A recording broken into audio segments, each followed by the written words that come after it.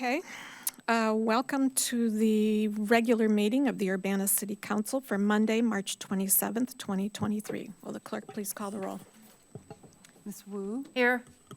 Mr. Evans? Here. Ms. Hersey? Here. Ms. Colacetti? Here. Ms. Bishop? Here. Ms. Wilkin? Here. Mr. Quisenberry? Here. Mayor Marling? Here. Next item is approval of minutes from the January 23rd, 2023 meeting.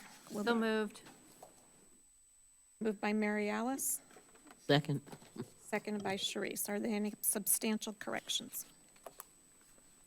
All those in favor, please say aye. Aye. All those opposed? That motion passes. Additions to the agenda, I would like to request that we move item L, which is the appointment of a Community Development Services Director, up to under unfinished business. No objections? Yeah, it would, item L would occur after unfinished business, which there is none.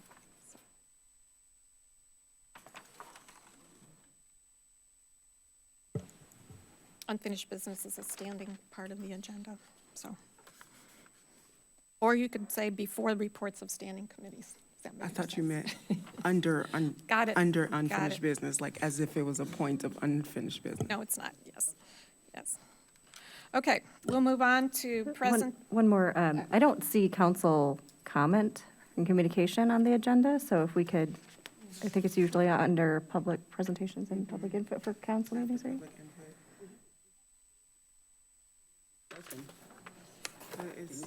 There's no discussion. Yeah, there's no discussion item. It's not currently on the agenda, so I would just ask that it be absolutely. put on the agenda. So council comment. That's not. So after presentations and public input, we will have council comment and communication. And following that will be appointment. All those in favor, please say aye. Aye. All opposed? Okay.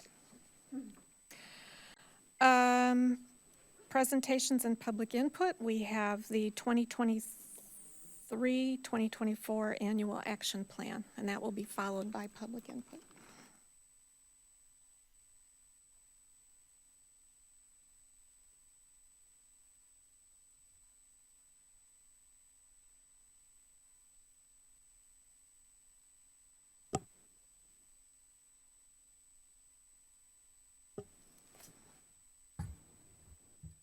Good evening, everyone.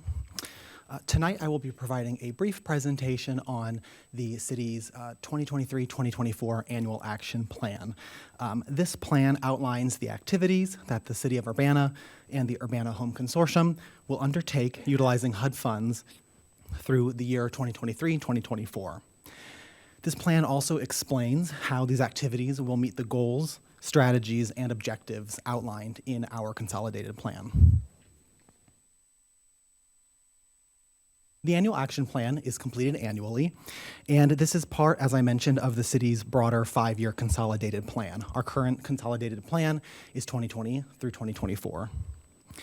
So this is first and foremost a planning document that outlines the goals and objectives for the city's 2 HUD grant programs, the Community Development Block Grant Program, or CDBG, and the Home Investment Partnership Program.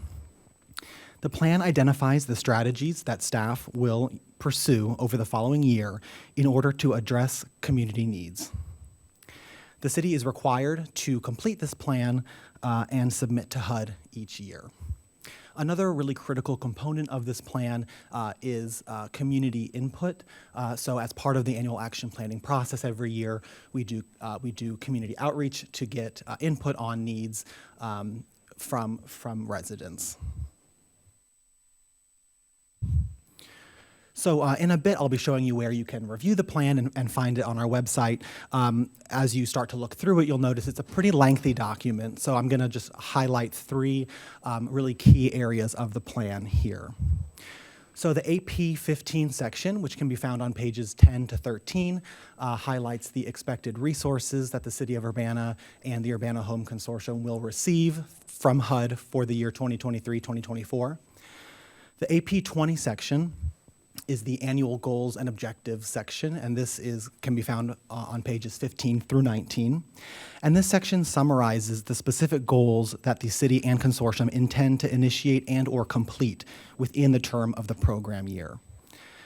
So in order for a goal to appear in our annual action plan, it must also appear in our consolidated plan. The AP 35 section, which is on pages 20 through 38 of the plan, this provides a summary of the eligible programs or activities that will take place during the program year in order to address those priority needs that are found in AP 20. It also outlines the strategy that staff will use in order to address those goals and objectives.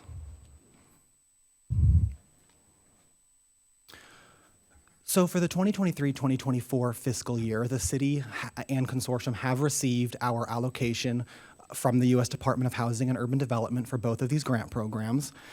So for the Community Development Block Grant Program, the city will be receiving $498,343. And for the Urbana Home Consortium, we will be receiving $779,013. And I'm sure you're all familiar at this point, but the consortium includes the cities of Urbana, cities of Champaign, and Champaign County as represented by the Regional Planning Commission. So those home funds are available countywide. The City of Urbana CDBG funds are only available to be used within the City of Urbana. These allocations are relatively consistent from year to year. HUD has a formula that they use in order to determine the allocation amounts. Our CDBG allocation went down a little bit this year. Last year, I believe it was around $510,000, so it's decreased slightly, but the home consortium funds went up slightly, I believe, so pretty consistent from year to year. So the CDBG and the home programs, I'll just outline really quickly some of the eligible program areas that we can spend this funding on. And just a note about this before I start, these eligible categories are determined by federal statute. So we have to ensure that everything we're spending this money on is within federal statute and aligns with one of these eligible categories. So the Community Development Block Grant Program is a very flexible pot of funding that we receive. We can utilize CDBG funding for public service programming.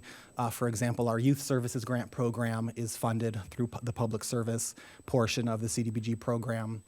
We can also spend CDBG money on public facilities or infrastructure improvements throughout Urbana, housing rehabilitation programs, blight reduction, or lead-based paint remediation. The one constant for all CDBG funding is that the funding has to go to benefit low to moderate income residents of Urbana. The Home Investment Partnership Program is a little bit more targeted. It's more specific. Home funding has to result in the creation or the sustaining of an affordable housing unit. So it's a little bit more targeted than the CDBG program. So home funds can be used for tenant-based rental assistance, which is also known as TBRA.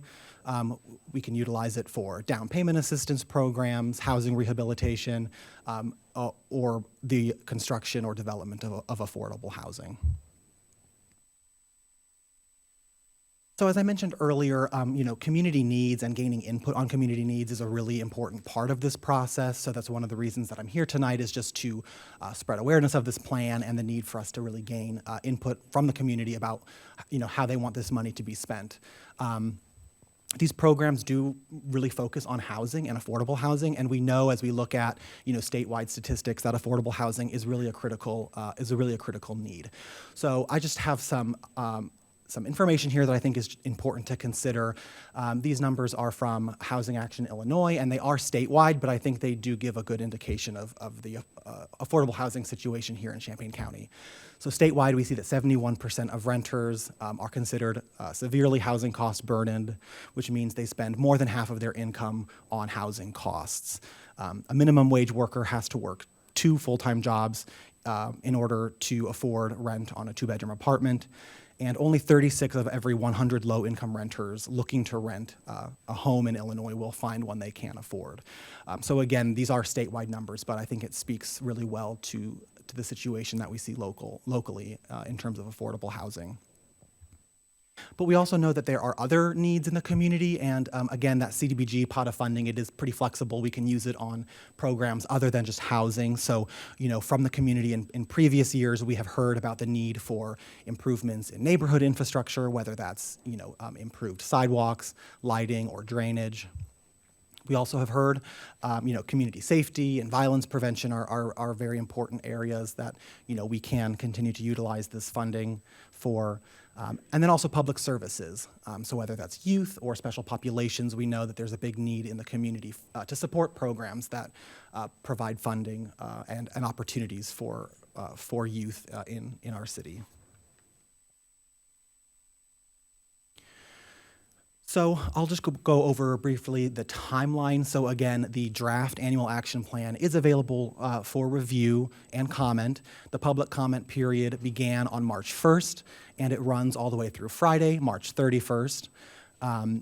I will be coming back before all of you, so this is not the last you'll hear from me. I'll be back on April 17th to present the final draft of the plan to all of you, and you'll be voting to approve it. Once it's approved and finalized, and once we've incorporated all of that citizen input, we'll be submitting it to HUD. The deadline for that is May 15th. And then we hope to have our funding allocations available beginning July 1st. So some of the outreach activities we have been engaging over the past month.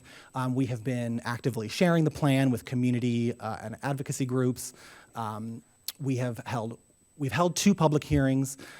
We will be holding our 3rd and final public hearing on the plan tomorrow before the city's Community Development Commission meeting. So that will be here in council chambers at 6 p.m. So any resident can come and provide comment on the plan tomorrow at 6 p.m. here in council chambers. And then we also have sent out a community needs survey, again, just asking residents to let us know what needs they're seeing in their neighborhoods, whether that's infrastructure, housing, kind of what they're seeing and how they think this funding can go to address those needs. And when I'm back in April, I will be sharing the results of that community needs survey. So I'll have more information once the public comment period ends. So there are several ways that you and also residents can let us know your thoughts on the plan. Again, tomorrow, Tuesday, March 28th at 6 p.m. here in council chambers, we'll be having a public hearing. Also, the grants at urbanaillinois.us email address. Residents can submit their feedback through email, or they can just give us a call. That is also a great way to get in touch with us. Also, if anyone has an issue finding the plan or is not able to locate it, they can always give us a call, and we're happy to provide that. I will say it's available on our website in the community development section of the website, and there's also a physical copy at the city clerk's office and at the front desk of the Urbana Free Library. And that is all I have for you tonight. Any questions for Braden? Chris? You said thanks for the presentation. You said the funds will be available July 1st. And the figures that you gave us for CDBG and home is for 2023 and 2024. So when does the money have to be spent by? So the grant cycle tracks the city's fiscal year. However, we do tend to have, carryover. We don't have to have it all spent, within the fiscal year. HUD does allow us to carry over from year to year if we have a balance, which we typically do have a balance. As we've come before you before, there is a timeliness question where HUD doesn't want large amounts of grant funding just sitting unused. They want to see that you're engaging, with the community and having good programs. So it's a couple years, but it's not, you don't have to have it all spent within that one fiscal year. Good, thank you. Any other questions? Okay, thank you, Braden. Oh, Sharice? This can be found online, the draft of the annual action plan, Yes. under community development or? Community development, it is there. And also, anyone can email us or give us a call if you would like us to get you a hard copy as well. But it is on the website. Okay, thank you. Would you mind sending it out to council tomorrow, the link, so they can share it? Thank you. Any other questions? All right, thank you, Braden. We'll move on to public input. If anyone wishes to address the council, please step up to the microphone. Seeing none, we'll move on to council comment and communication. Chris? Well, I want to thank Esther Pat, Danielle, Ruth Wyman for their presentation tonight during the town board meeting. I too was very disturbed by last week's presentation. I really, and I looked over what Esther Pat sent in the way of the appellate ruling from 2004 and everything. I am of the opinion that there is no ambiguity in the Urbana ordinance, human rights ordinance, and that the prohibition against source of income should absolutely be enforced. Thank you. Yeah, thank you. Similarly, so for folks who might not have been watching the town board meeting that happened just prior to this, we had our township supervisor as well as a couple of experts related to housing in our local community talk about, provide their feedback on the presentation that we got from city staff last week about the enforceability of the housing discrimination related to source of income. And I think that it is important to recognize that we do need additional legal clarification. As was mentioned, Esther Pat from the tenant union provided a citation that would suggest that there's a very clear path in terms of enforcing this. So I expect to see a further clarification for the city council and the community. But I also want to make sure that people are aware that there are resources if they are facing housing discrimination in Urbana or in Champaign County more generally. And also to remind folks that not only has Urbana's ordinance been in place for quite some time, but now there's the statewide ordinance, and there'll be some educational opportunities coming up. So for Urbana residents, the Township Supervisor's Office phone number is 217-384-4144.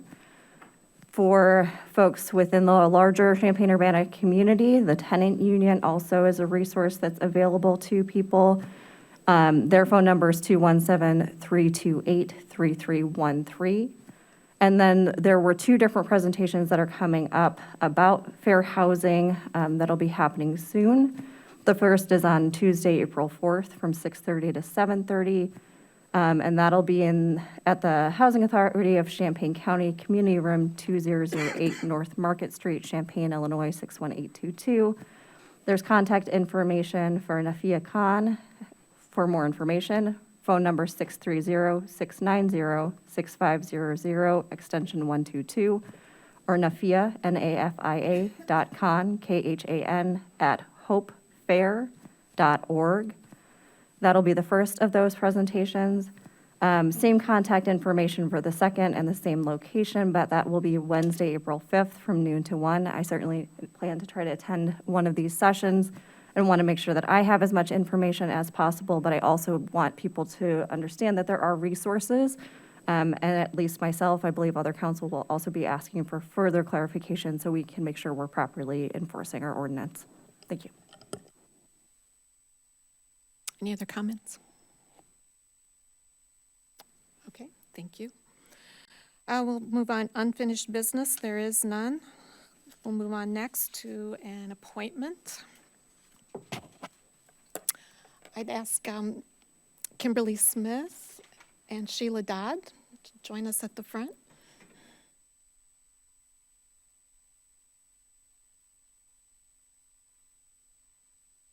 Welcome. I'm very pleased to submit the following appointment for your approval. It's Kimberly Smith as Director of Community Development Services, effective April 3rd, 2023 through June 30th, 2025. Council members have received a copy of Ms. Smith's resume and cover letter, and I'll just read the bio that's included in this memo. Kimberly Smith is an economic development and planning career employee with extensive background and passion for the work she does for the community. She earned both a Bachelor and a Master of Arts in Urban and Regional Planning from the University of Illinois at Urbana-Champaign, as well as an MBA from Bradley University. She began her professional career as a planning intern at the city of Urbana, where she also held her first professional role as a planner in the Community Development Department. She later moved to the city of Peoria, Illinois, where she spent over 20 years, eventually becoming a senior urban planner for community development. In this position, she managed regional planning goals, code enforcement, zoning changes, and economic development issues. Kimberly directly contributed to creating long-term relationships, planning, and project implementation for 3 challenged neighborhoods. This required her to gain resident trust and commitment from large-scale institutions and other commercial employers to successfully transform these neighborhoods. She also worked to support historic building reuse and preservation, code administration, economic development, and budget management. After her tenure in Peoria, she transitioned to her most recent role in the city of Bloomington, Illinois, as Assistant Director of Economic and Community Development. Her professional focus in Bloomington has been managing the building safety, economic development, grants management, building code enforcement, and urban planning divisions. Kimberly views the opportunity to serve as Urbana's Director of Community Development Services as a homecoming. And she's excited to contribute her skills, experience, and leadership to our community once again.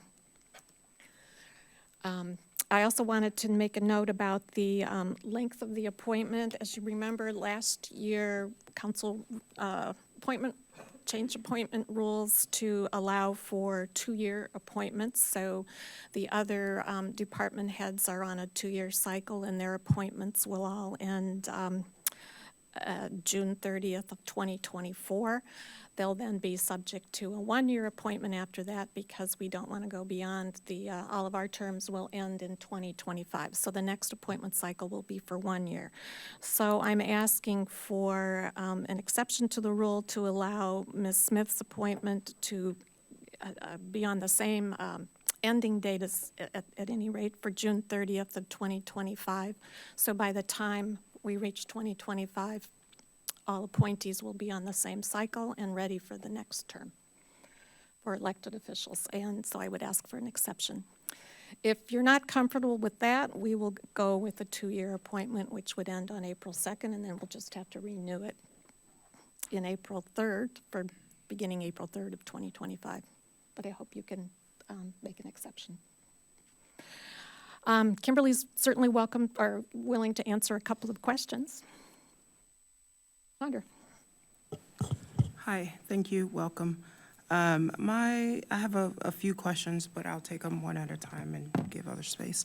Appreciate your interest in coming to Urbana, and you have a very extensive experience, which is, of course, welcomed. How will you work to increase diversity within the Community Development Department? You have to press the button. Yes, in terms of staff. In terms of staff. I guess there's a number of things. It depends on,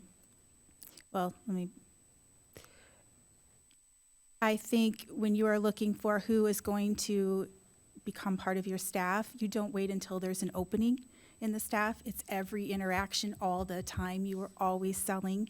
And had something like where I work now, just last week we had a group of students come over, and it was to see what we do, but we viewed it as an opportunity to sell the city. So I think that's probably the biggest impact you can have on encouraging diversity and getting diversity to apply. So again, just every interaction is really kind of a future job interview interaction. So kind of looking at it from that standpoint. And remember, this is an opportunity, this is a general opportunity, it's not a job interview. We do welcome questions. No, I understand, yeah. Absolutely. Is any other comment or question from a council member? What do you think is the biggest priority in community development currently, either from what you know of Urbana now, or, sort of in general in the regional community development space, since it seems like you've been sort of all over central Illinois?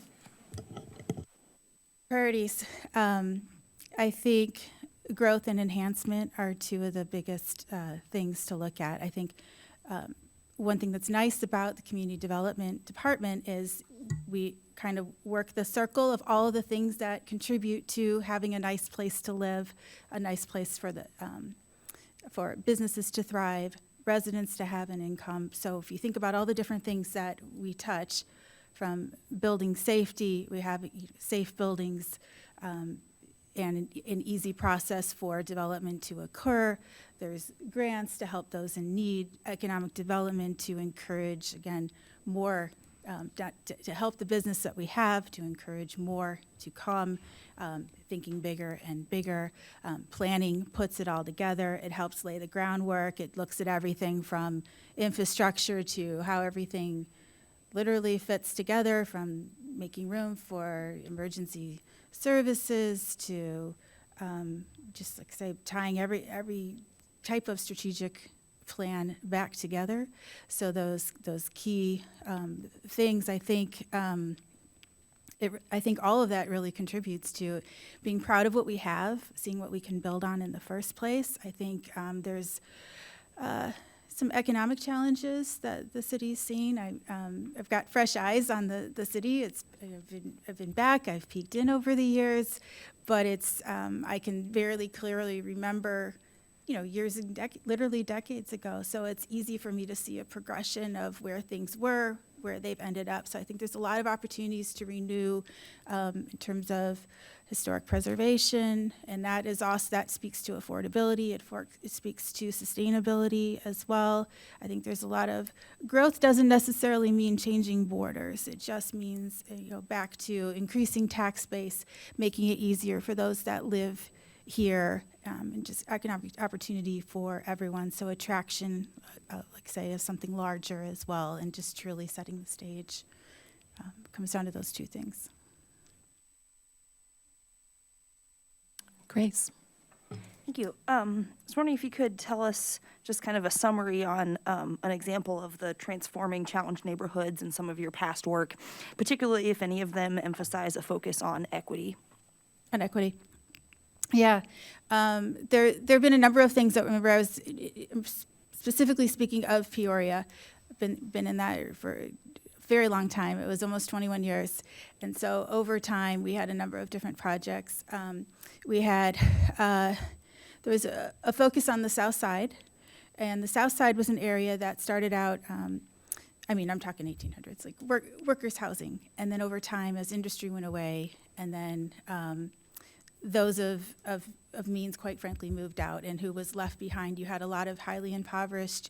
You had single mothers. You had challenges from that level, and then you had those that just kind of dug in and stayed because they loved their neighborhood. And we did. One of my favorites was essentially a corridor study, but it was basically an economic revitalization of what are we going to do with one of these corridors? How are we going to bring in, actually, quite literally, developer interest in building in an area where the numbers just don't pan out at all. So how do you get that to happen? And how do you promise that to residents that over time have been promised over and over, hey, something's going to happen, something's going to happen. Oh, we've seen this before, we've seen this before.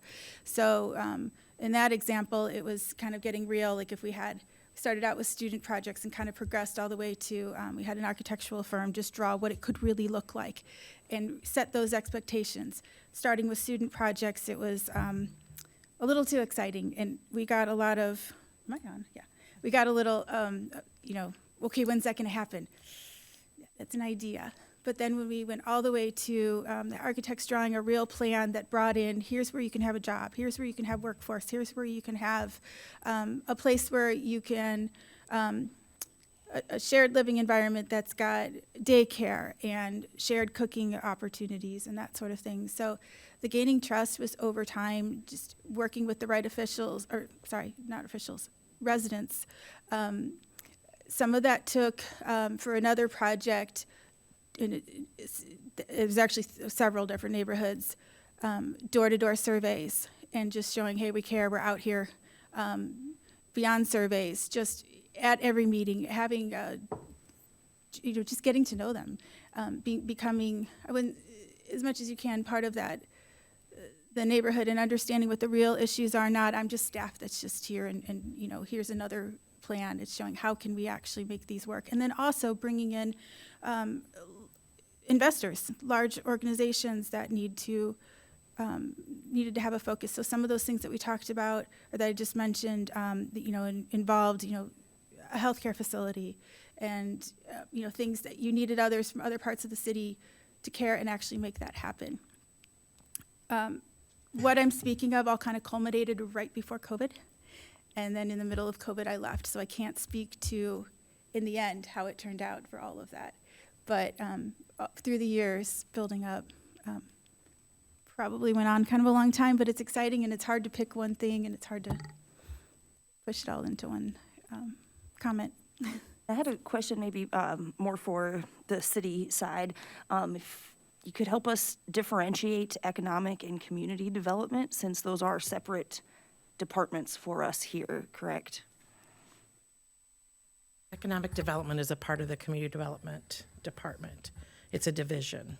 Oh, it is under that. And so what would be, I guess, so under community development and then economic development's a piece, if you'd help, like, what are some of the other pieces under that umbrella? Sure. There's economic development, planning, building safety and code enforcement, and grants. Thank you. And I will say that's one of the things that Ms. Smith reason she was a standout for us was her experience in departments with almost this very same structure and experience in all these areas. And when you're in a smaller department like ours, you have to wear many hats. And we, look forward to utilizing her experience in her previous positions. And we've got time for one more question. Sharice. I don't have a question. I just wanted to say welcome, for one thing. The other thing, my ward went to a grocery store. Okay, and I've been saying this for years. We went grocery store, went bank branch of some kind. We need essential services in my ward. So, and I mean north of University Avenue and west of Lincoln Avenue, thereabouts. So I would appreciate anything that you can possibly do to grow and add growth, revenue, so on and so forth, to my ward. I'll take her I'm on a first tour. in line. I'll take her on a tour, Sharice. Absolutely. All right. All right. I would appreciate a motion.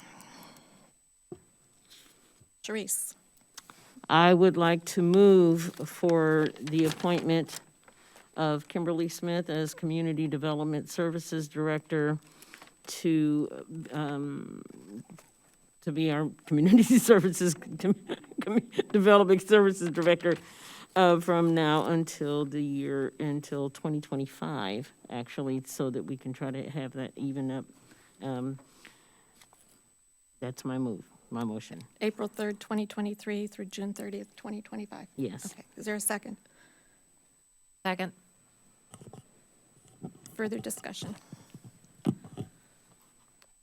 Well, Chandra? The city has been working a lot lately on doing things with the lens of racial equity and inclusion, and I hope that you will be taking that lens through this position as well, if you're appointed. Grace? Definitely agree and echo what Councilmember Bishop has been saying here. And yeah, in general, I'd love to see more diversity in leadership and stuff. I'm not part of the selection hiring process, so I know there's more detailed stuff that we're not a part of. But in general, I definitely am supporting more diverse recruiting and hiring, and hope that we can incorporate that into the city operations for sure. Thank you. Any other discussion? Will the clerk please call the roll? Yes. Mr. Evans? Yes. Ms. Hersey? Yes. Ms. Colasetti? Yes. Ms. Bishop? No. Ms. Wilkin? Present. Quisenberry. Yes. That motion passes. Thank you.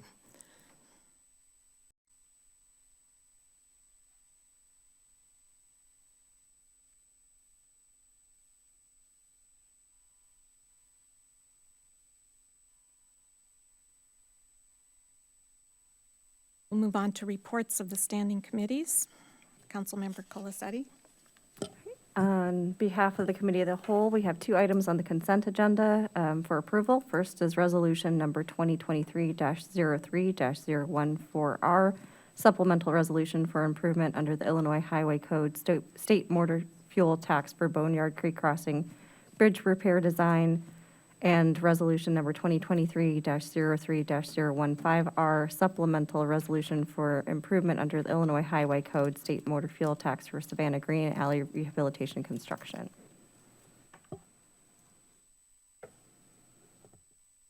Recommending for approval. Second. I'll second.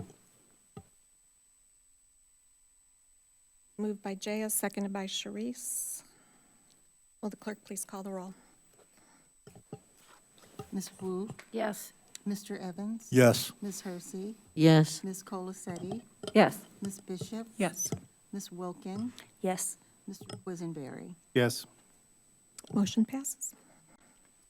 And then next, we had ordinance number 2023-03-006, an ordinance amending Chapter 21 of the Urbana City Code pertaining to land development. And I know we had some questions. Looks like John Zeman is coming back for us.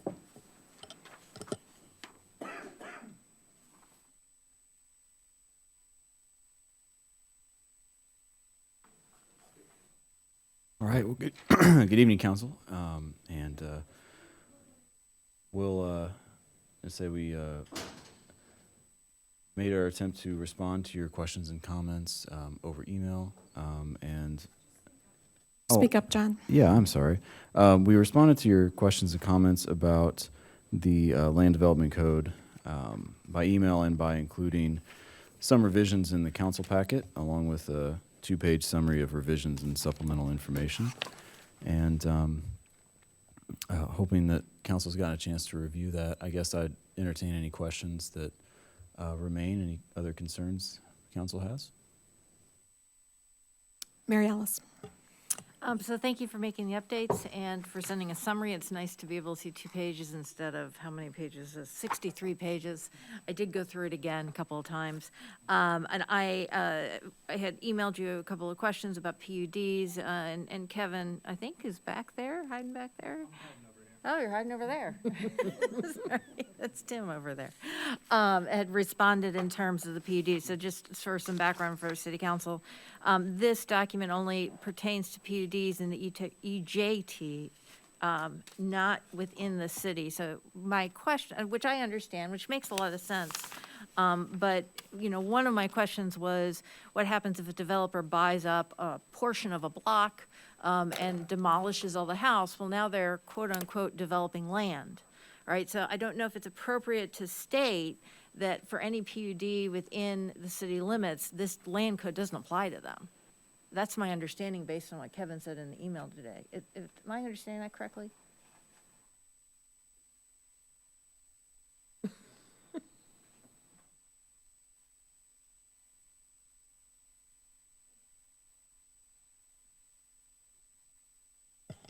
Okay, there we go. No, so the PUDs are regulated by the zoning ordinance, but they are also considered development according to this code. So if there are parts of this code that apply that aren't covered in the zoning ordinance under PUDs, then the developer would be subject to those, is still subject to the land development code. So they. Okay, so my question was, in terms of a minor development, I believe, my memory serves, it was 5 parcels or fewer was a minor one, which I think could be quite common with PUDs, right? And so that's why I was trying to figure out, how does that intersect with the PUD, all the information about the PUDs, because the minor the minor developments just go through administrative review. They do not go to the Plan Commission unless there's unless they don't agree at the administrative review, right? Yeah, that's correct. But the PUD process laid out in the zoning ordinance essentially It requires the same things that development require under the Land Development Code. So everything that the code requires of a minor or a major development is built into the PUD process already. It's just administered through the Plan Commission and City Council under that separate PUD Okay. section of the zoning ordinance. So then, just to summarize, this land code does apply to PUDs within but it doesn't overwrite the PUD requirements in the zoning ordinance.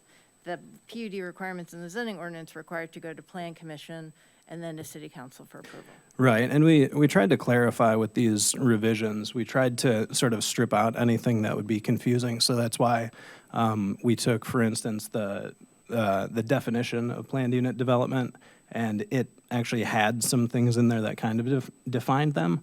But in this version, we just said PUDs are defined in the zoning ordinance. So it will direct people there, so they know that's where it's dealt with. Okay, all right, thank you. Any other questions?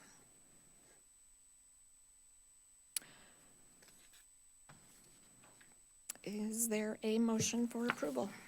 I'll move for approval ordinance number 2023-03-006, an ordinance amending Chapter 21 of the Urbana City Code pertaining to land developments. Second. Moved by Chandra, seconded by Sharice. Further discussion? Thank you very much to staff for a tremendous amount of work, and this is a very hard and lengthy process, and I appreciate the work that went into this. I'm hoping that what I got out of our talks individually with staff was that this new plan will provide clarity to the developers as to what the expectations are, the building expectations are in Urbana, and that clarity provides, an easier process for them to build and develop in Urbana. So I'll be voting for this because I'm hoping that's what happens. Any other comments? Will the clerk please call the roll? Ms. Wu, Yes. Mr. Evans? Yes. Ms. Hersey? Yes. Ms. Colacetti? Yes. Ms. Bishop? Yes. Ms. Wilkin? Yes. Mr. Quisenberry? Yes. Motion passes.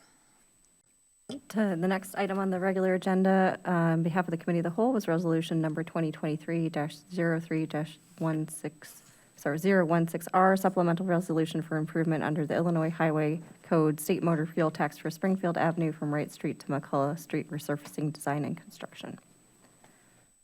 Is there a second? Second. Moved by Jay, seconded by Chandra. Discussion. Mary Alice. So I believe this is the one where I asked and said which projects were going to be delayed because of this. And Tim's hiding back there now. If I remember correctly, you said something about Illinois and Kohler, is that right? When we talked after the meeting last week, just looking at the existing capital improvement plan, those are the two projects within this fund that are the furthest out. They're in year 5 of our current CIP. So if we stick with the standard prioritization process that we've worked for other projects, those would inherently be the most likely, as discussed. I think John's looked in this a little bit more, though. Yeah, and I pointed to is the Kohler Avenue project there from Green to Maine, which driven largely by the bridge that's in poor condition.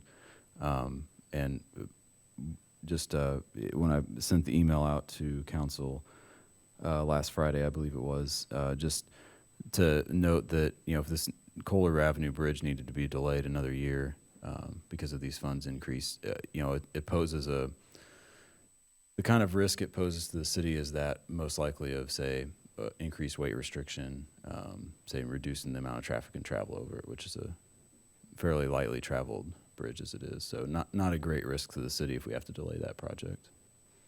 I just know that we actually I think it was over the Boneyard Creek, there was a bridge that was crumbling that we had to reprioritize, right? We had to bump it up the list because of, it was dangerous. Okay, all right, thank you.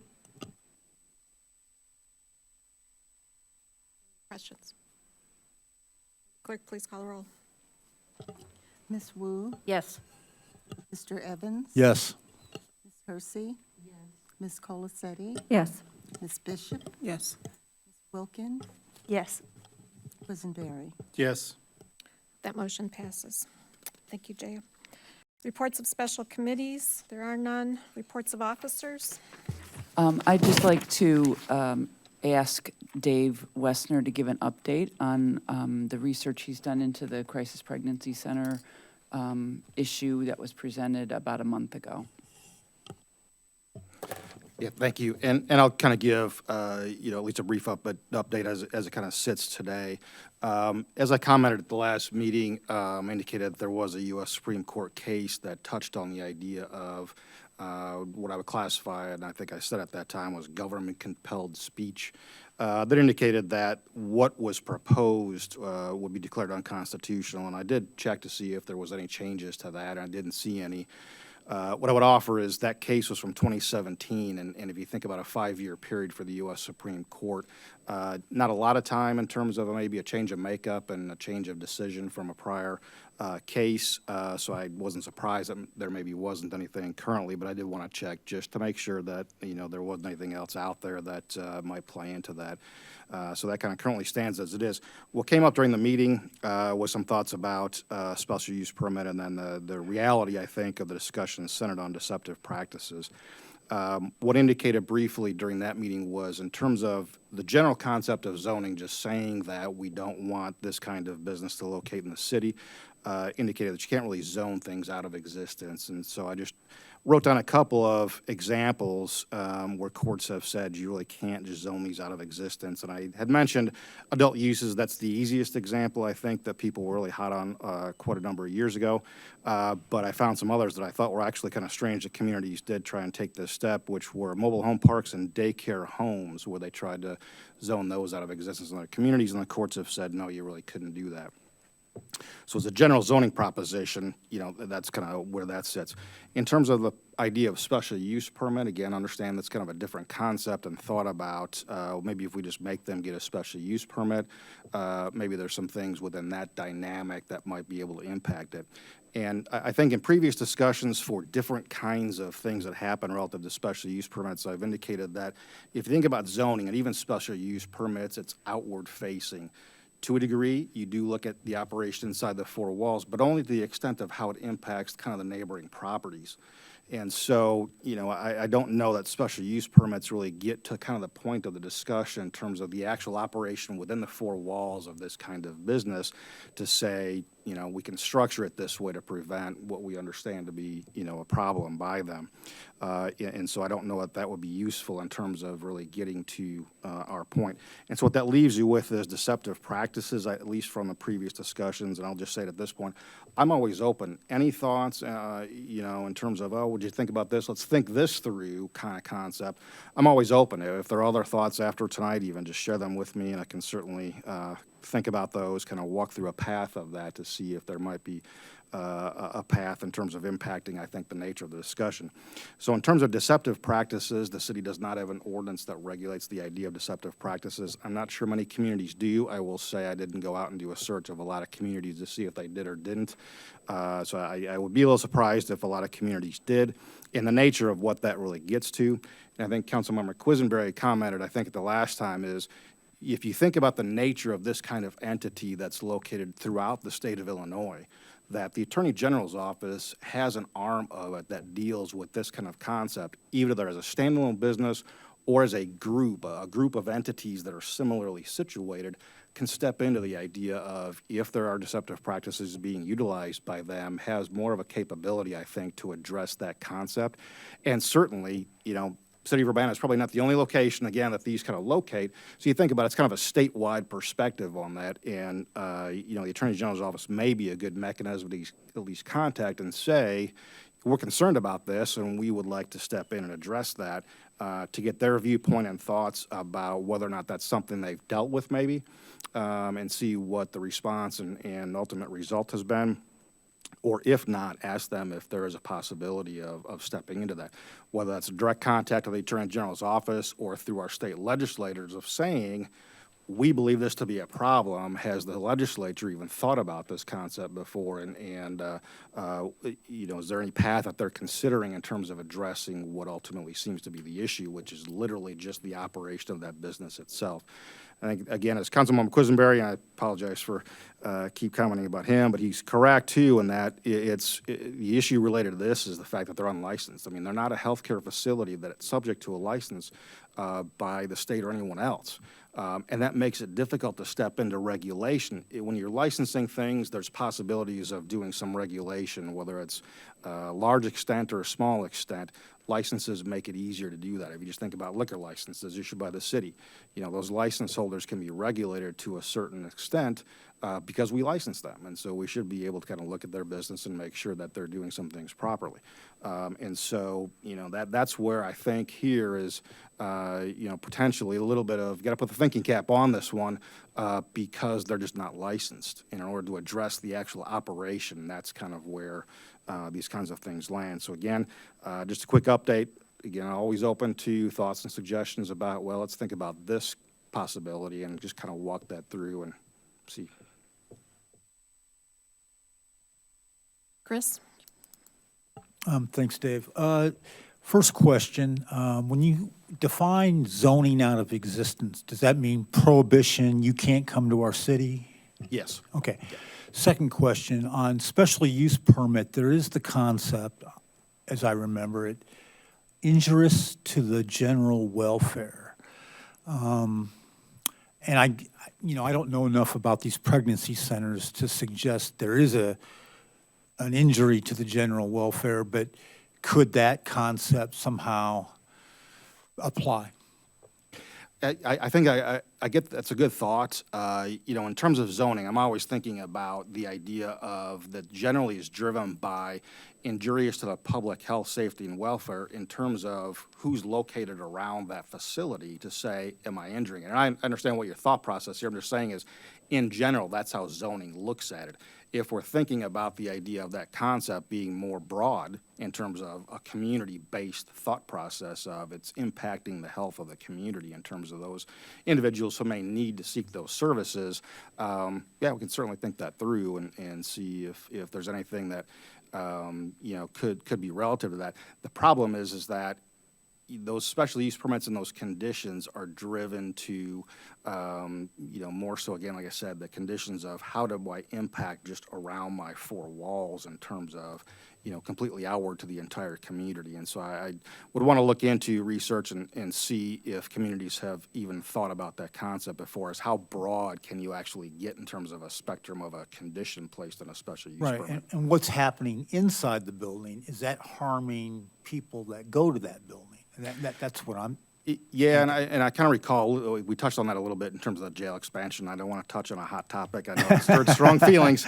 And that's why I said earlier is that to a degree, you look at the operation inside the four walls, but only in the sense of how does it impact the neighboring properties around it versus what's happening inside the four walls that affects the people that actually go inside the four walls on that. And that's where it's a little bit different. I've not run across that kind of concept in dealing with a condition on a special use permit for in that context of a very broad spectrum of, you know, impact. Last question. There is one of these centers in Champaign. Did you look at what's going on in Champaign and what are the... I didn't get that far. I can Okay. certainly see, again, and even see if they've got anything in their codes that actually even speak directly to this and what they may do or not do. So I can reach out to them. Grace? Thanks for looking into this and following up in our agreed upon timeframe. Definitely appreciate that. Sounds like maybe haven't seen the proposed state bill, House bill on this. I just sent a link to you two to see some more on that. And some of the community groups that have been involved in some of the research and presentations also highlighted this to my attention and are interested in some more follow-up. So I appreciate the offer and openness to hear more and continue the conversations because I think they'll have some input on that as well. So again, I sent that information. And I'm also curious about home rule allowances, that as a home rule municipality, what rights do we have as far as a standalone ordinance like our human rights ordinance and discrimination? It seems like we have the authority to set those kinds of fees under our home rule. And so I don't understand all the nuances, but I would definitely appreciate looking into that. And if you could send some things in writing, the Supreme Court case that you mentioned and some of those concretely in writing so that we could have some more information. Mary Alice? Thank you for the continued conversation and thoughts about this process. One thing that kind of struck me as we were talking, you had mentioned that these types of facilities aren't licensed, so it's difficult. So my question is there anything stopping the city from requiring a license? We require taxi drivers to have a license. You can certainly, again, appreciate the thought about the ideas I touched on. I figured that may be a point of conversation for tonight as well. And I'm not making an assumptions or just a thought process about the idea of tax cabs. My experience for tax cabs is more so because you want to do a background on the drivers, and the reason for that is you actually are containing an individual inside a vehicle that you're in control of, and the idea behind those was more driven to doing background checks to prevent injury to the people that are actually contained inside, the cab. Understand maybe the thought process, let's expand it to a building, I suppose, too, in terms of how you would approach the idea of, licensing this kind of entity, I suppose. And so, yeah, again, we'll think through the idea what that process would look like to license this kind of specific business.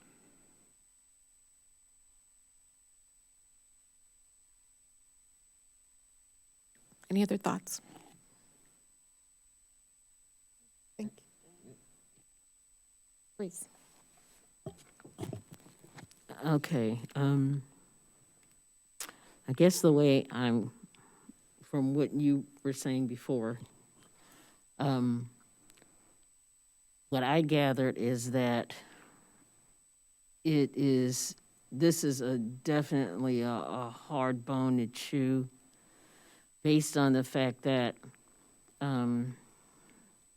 all of this particular type of business is more based on a belief system and one's opinion or one's thoughts of what's good or what's bad, which also goes on to imply a person's freedom of speech, belief, so on and so forth. Because we don't license, we can't license a person's what they believe and so on and so forth. That's that whole double-edged sword thing with the Constitution. One person's freedom fighter is another person's insurrectionist and so on and so forth. And I hate the idea of a misinformation business being in our community. At the same time, I know that there are freedoms that everybody has, and just like we don't like that freedom, and you have people that picket and harass people that going into Planned Parenthood and so on and so forth. Guess what? There's another side to that too, where folks can do the same with those businesses and inform the public that there is some deception in their practices.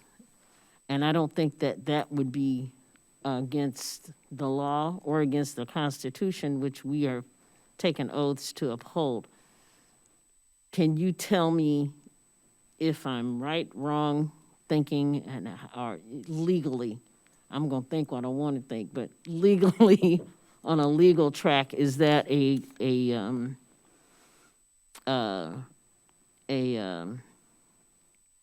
step that can be taken? If you're talking about picketing concept, I think the answer to your question is yes. It's no different, as you've said, is I suppose this is not going to come across well probably, but turnaround's fair play. I mean, it used to be picketing was the province of unions. They love to picket the potential employer, potential business who didn't use union labor in terms of their construction. But there are other situations that you end up seeing picketing, and this is one of them. And I think that is just because one side doesn't mean the other side can't. Picketing, I think, is kind of a long-standing tradition, I suppose, if you say it in the United States about the ideas. If I don't like that and I get a group together, we're going to go over there and put up our signs and, pound our fists, against what the operation of that business is. And so, yeah. Do you have any idea how Champaign is handling this? Because my understanding also is that they have not one, but two of these particular entities in Champaign. And someone came knocking on my door just last week to sign a petition regarding that. And I was like, I really don't know how to handle this. I don't, and I appreciate the question earlier, too, I think from Councilmember Evans on the idea of maybe touching base with Champaign, because they already have one, and maybe they've kind of stepped into this arena already and have dealt with it in a certain fashion. I guess I have not seen anything publicly, and if I missed it, I suppose. But certainly I plan on reaching out to the attorney's office in Champaign and saying, hey, look, this is obviously a topic of discussion here. We know that there's one or multiple located in the Champaign area, and get their thoughts about what they've done or not done in relation to what the discussion is centered on for those kinds of entities. Okay, thank you. Jaya?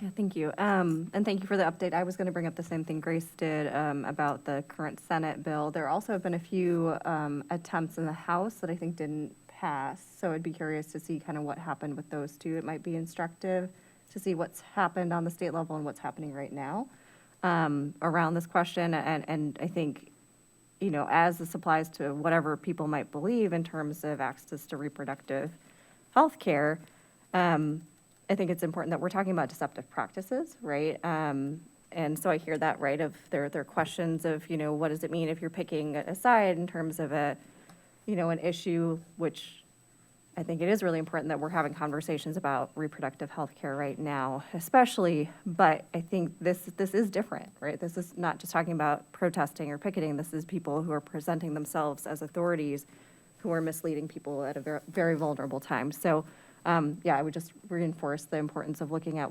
what's in the works on the state level, because it might be really instructive in terms of what challenges might be out there, both in terms of the current one and whatever happened with the previous ones. Any other comments? Thank you, Dave. If we have one item of new business, which is resolution number 2023-03-017R, which is a resolution authorizing execution of an intergovernmental agreement for residential electronics and household hazardous waste collection. Scott Tess and Courtney Kwan. Good evening, Mayor and Council. I'm Scott Tess, Sustainability and Resilience Officer for the city. I'm joined by Courtney Kwong, Recycling Coordinator for the city, and I'm going to turn it over to Courtney to summarize this agenda item for you. Good evening. Courtney, can you turn on your mic and speak into it? Yes, good evening. Since the early 2010s, the City of Urbana has partnered with Champaign County, City of Champaign, and Village of Savoy to conduct semi-annual electronics recycling events. And in the past 3 years, we've conducted annual household hazardous waste events. We are bringing forth this intergovernmental agreement, which is really a cost-share agreement based on population, to conduct the electronics and household hazardous waste events collection events this year. The Urbana cost share is 18.6% of total costs, with a maximum total annual spend of just over $9,000. And I just want to note that these funds are already allocated in the use cycle budget. So we are seeking approval of the 2023 intergovernmental cost share agreement for the electronics recycling and household hazardous waste event collections for this year. Thank you, and I'm happy to take any questions you have. Any questions for Courtney? Chris? First, a comment, this doesn't happen enough. I mean, we need to be, I mean, my basement alone, we could be doing this every week. But I guess, where are we at with do we need a permanent facility? I think we invested American Rescue Plan's money, partial funding toward a permanent facility. Where are we, do you know anything about it, and how likely is it to happen and all that? The Champaign County Environmental Stewards, which is a nonprofit organization, is kind of taking the lead on that right now.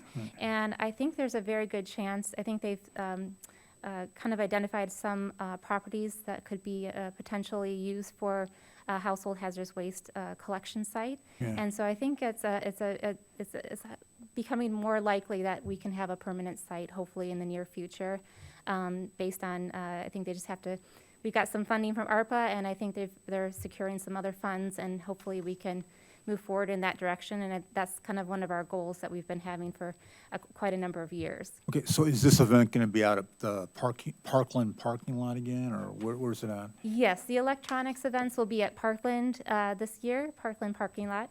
And then the household hazardous waste event is going to be slated for State Farm, their parking lot. Questions related to this resolution or this agreement? Grace? Trying to think if this is a question. I'm just going to say it. I agree with Chris's thoughts on the cost and that, definitely needing more of these more regularly. And my understanding too is that they do max out. These are really popular events. They get full. I don't think I've even ever made it to one and it's like full already by then. So yeah, I've just got the years of old electronics piled up. And definitely agree the need for the permanent facility. And again, disclosing being a board member of the Champaign County Environmental Stewards and that plan's still going. And I think one of the options would be a cost share with the municipalities. So also from the city perspective, thinking about how much we're paying for these one-time events and, how much would it be a contribution to have a permanent facility. And, my anticipation is that will be, less cost per availability to the residents to have a permanent one than some of these one-day events that take a lot more setup and work and taking down and just kind of different than a permanent place. So I agree with that concern, and I'm sorry, it turns out it wasn't a question. Thank you. James, question?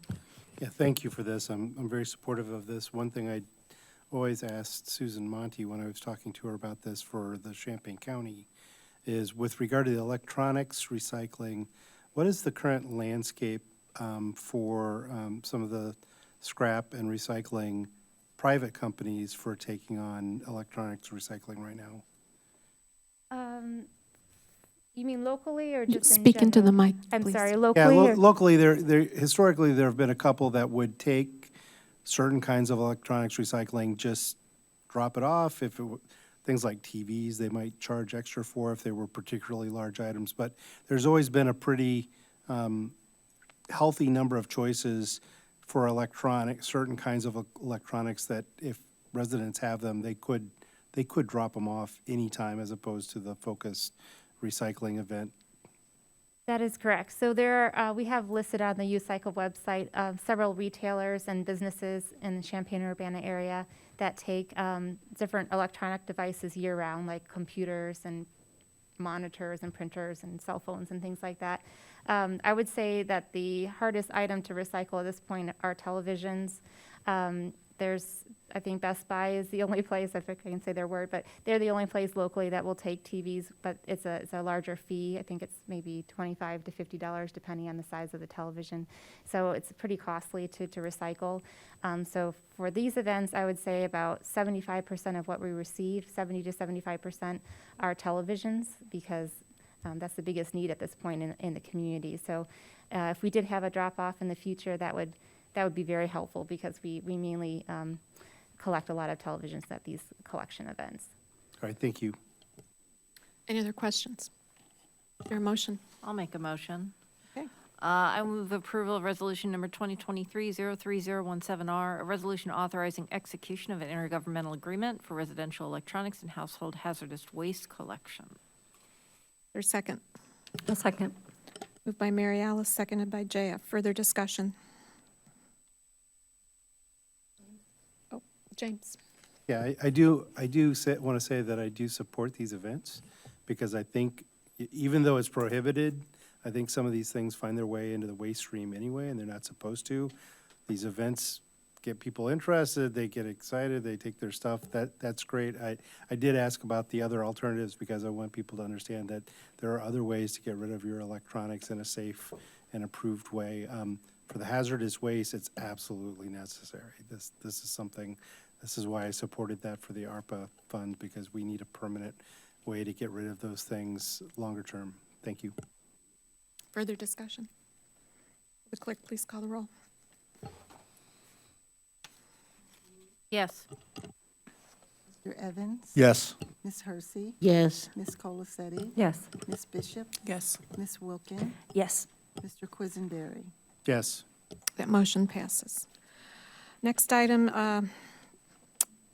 this discussion is kind of an errant item on the agenda. So the appointments have been done, and there's no further business before this meeting. We are adjourned.